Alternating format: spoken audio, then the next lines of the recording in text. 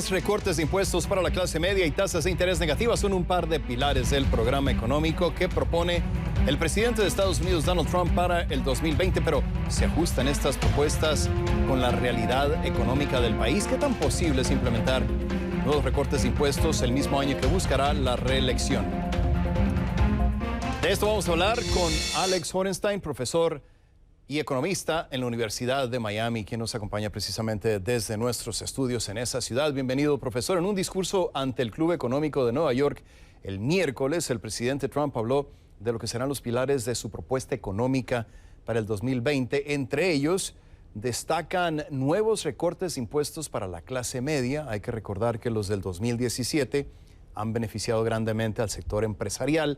Y le quiero preguntar para empezar, profesor, ¿es una propuesta realista o una de esas promesas de campaña que después quedan sin cumplir, y es realmente lo que la economía del país necesita? Bienvenido. Muchas gracias, y muchas gracias por la pregunta.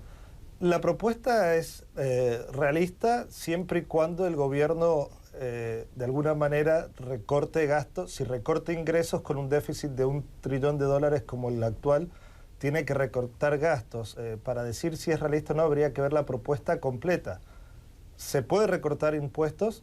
Claro que se puede, pero en una situación de déficit tan alto también hay que recortar gastos, y esa es la parte de la propuesta que no está clara, o por lo menos por ahora. Sí, por lo general es la parte con la que no solamente Trump, sino independientemente de si son demócratas o republicanos, los presidentes y los congresos tienen problemas con esa parte. Ahora, el presidente, profesor, también propone tasas negativas de interés, algo en lo que no concuerda el presidente de la Reserva Federal, Jerome Powell. Desde un punto de vista puramente económico, vamos a apartarnos de la política, profesor, puramente económico, ¿cuál sería el efecto de ir a terreno negativo en las tasas de interés de Estados Unidos? ¿Y tiene sentido hacer algo así?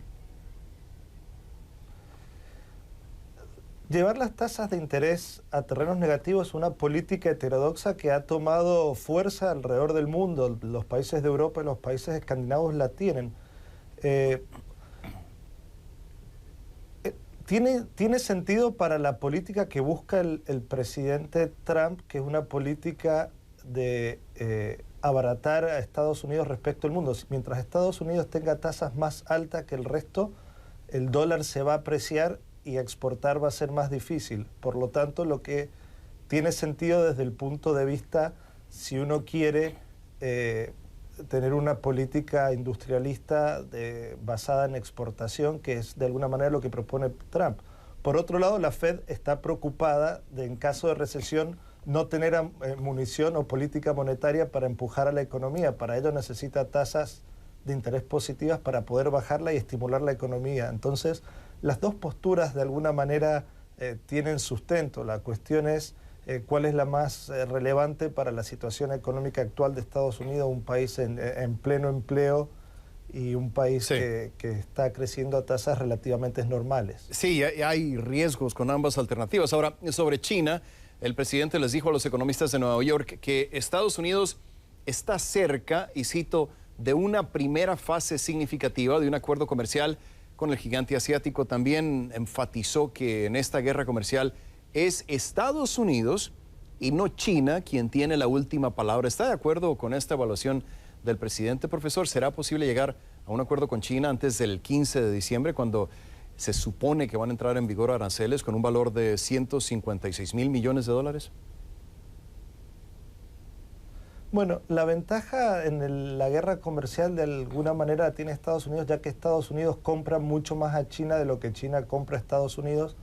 Por lo tanto, en términos puramente económicos, hay una ventaja. Por otro lado, Trump tiene las elecciones muy cerca, mientras que el Partido Comunista Chino, los líderes chinos, no lidian con ese problema y tienen muchísimo más espacio para llevar a una pelea de largo plazo.